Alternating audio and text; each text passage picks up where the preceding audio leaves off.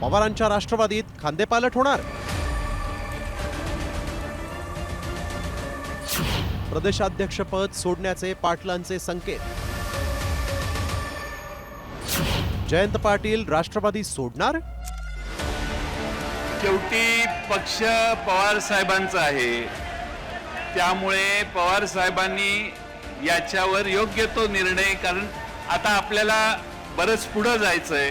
ऐकलत, पवारांच्या राष्ट्रवादीच्या वर्धापन दिनाच्या कार्यक्रमातच जयंत पाटलांनी प्रदेशाध्यक्ष पदावरून मुक्त करण्यासाठी पवारांना गळ घालत नव्या चेहऱ्यांना संधी देण्याची मागणी केली आणि त्यामुळे राजकीय वर्तुळात चर्चांना उधाण आलंय.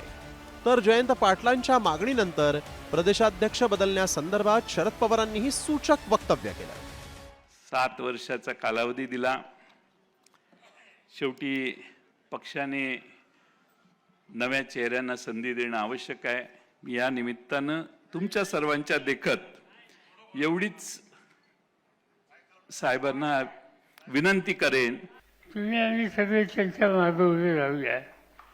त्या संबंधीचा विचार करण्याची तयारी आज त्यांची आहे.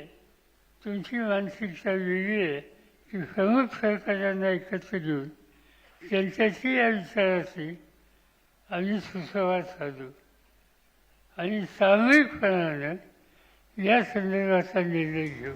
मात्र जयंत पाटलांनी केलेलं हे वक्तव्य खुर्ची मजबूत करण्यासाठी असल्याची प्रतिक्रिया अजित पवारांच्या राष्ट्रवादीनं दिली आहे.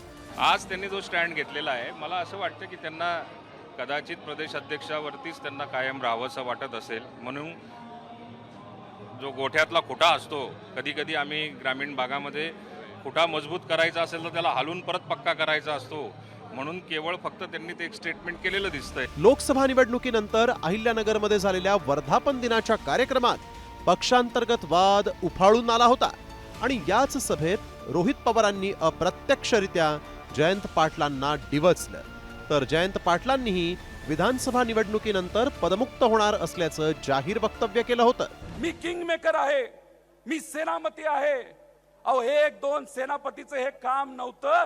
महाराष्ट्रामध्ये असणाऱ्या तुमच्या सारख्या सामान्य त्या ठिकाणी जे कार्यकर्ते त्यांच्यामुळे हा यश मिळालेलं, कुणी एका दुसऱ्या नेत्यामुळे नाही. मी चुकीचा वागलो तर ह्या महाराष्ट्रातल्या जनतेवर परिणाम होणार आहे, याचं भान ठेवून आपण सगळ्यांनी वागूया.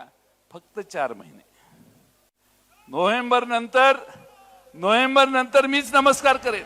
खरं तर विधानसभा निवडणुकीत पवारांच्या राष्ट्रवादीला अवघ्या 10 जागांवर विजय मिळाल्यानंतर जयंत पाटलांच्या भाजप नेत्यांशी भेटीगाठी वाढल्या आहेत.